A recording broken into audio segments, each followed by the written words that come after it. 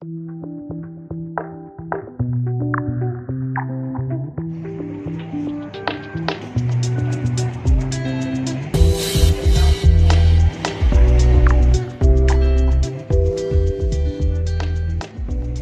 kegiatan kita hari ini tentang pelatihan perizinan dan juga pembiayaan, itu latar belakangnya pertama dari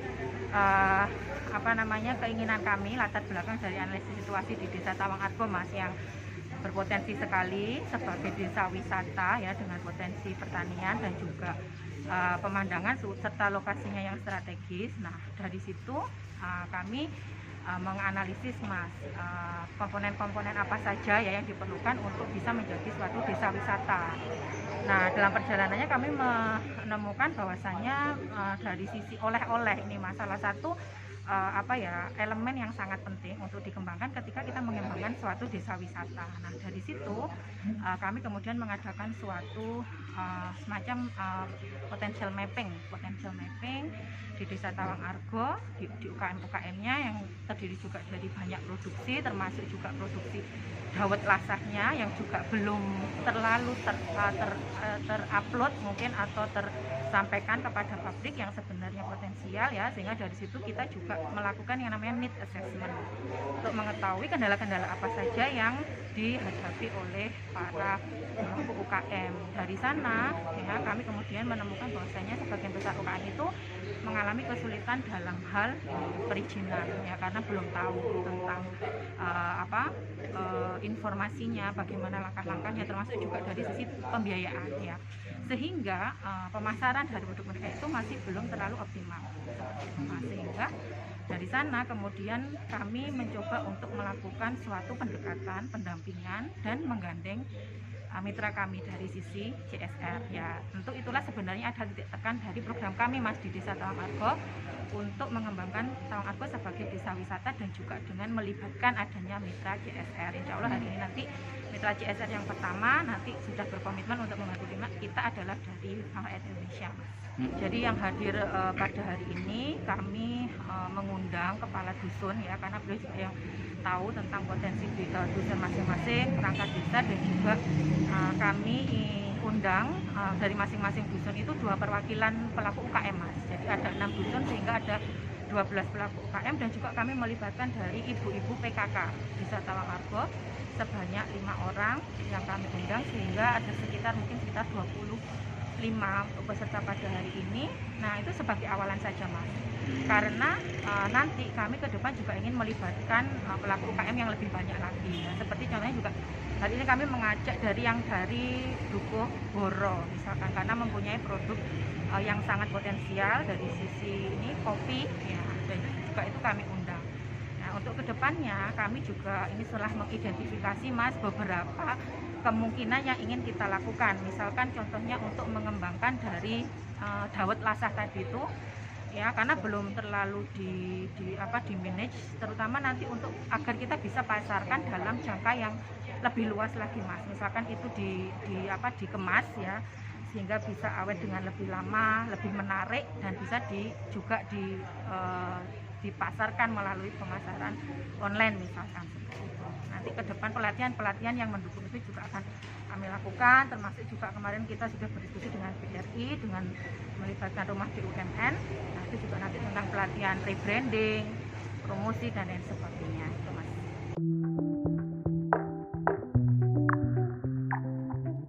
Untuk pelatihan itu kami jelas harus mempertimbangkan potensi desa yang kemarin melalui program SDG kami ya, fokus group discussion, itu sudah diidentifikasi potensi dari 6 dusun yang ada di Desa Tawangargo. Masing-masing punya keunikan gitu. Contohnya satu desa dusun Lasah itu punya keunggulan produk dawet. Nah, ini berkaitan dengan kebudayaan masyarakat setempat. Nah, cuman memang belum ada branding ya, jadi dawet mereka ini meskipun diproduksi dalam skala masif, dalam artian pengrajin dawet itu sekitar 100 orangan atau 100 kakak yang mengusahakan dawet. Hanya sekali lagi belum ada merek khusus atau branding, sehingga nama Tawangargo atau dusun masak Tawangargo itu belum terangkat. Nah, produk-produk semacam ini banyak.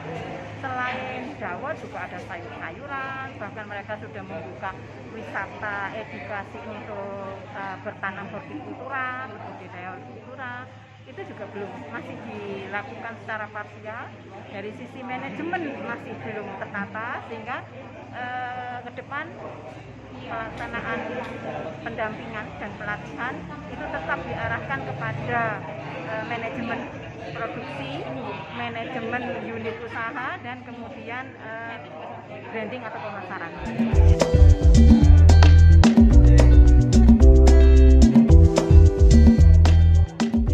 Yang menyempatkan hadir pada pagi hari ini dalam rangka pelatihan UMKM di Desa Tawangargo. Pada pagi hari ini sengaja yang diundang ini satu Desa Tawangargo, ini ada 6 dusun.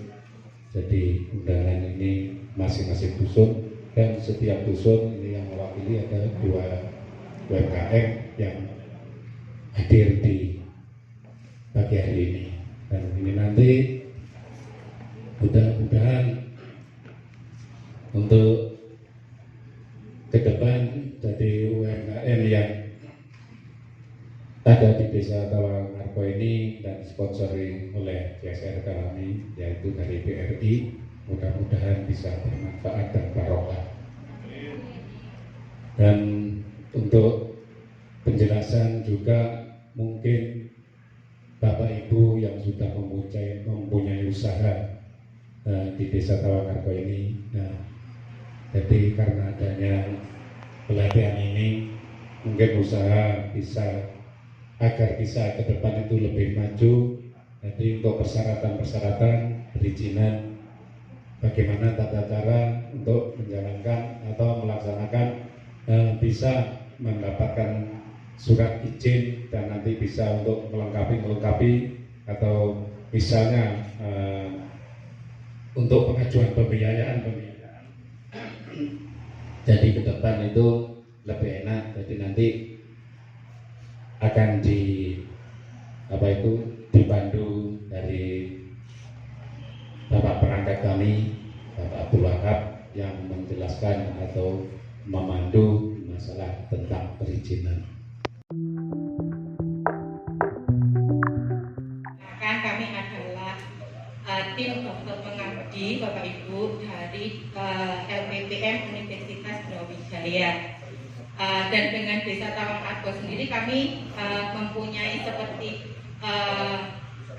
connection atau hubungan yang istimewa, karena bagian kami juga salah satunya berada di Desa Tawangargo, yaitu UB Forest. Jadi dari sana hubungan dari UB dan juga Desa Tawangargo itu menjadi dekat seperti itu, dan ini sudah menjadi komitmen dari kami untuk kemudian membantu dan mendampingi Desa Tawangargo sebagai salah satu desa binaan kita.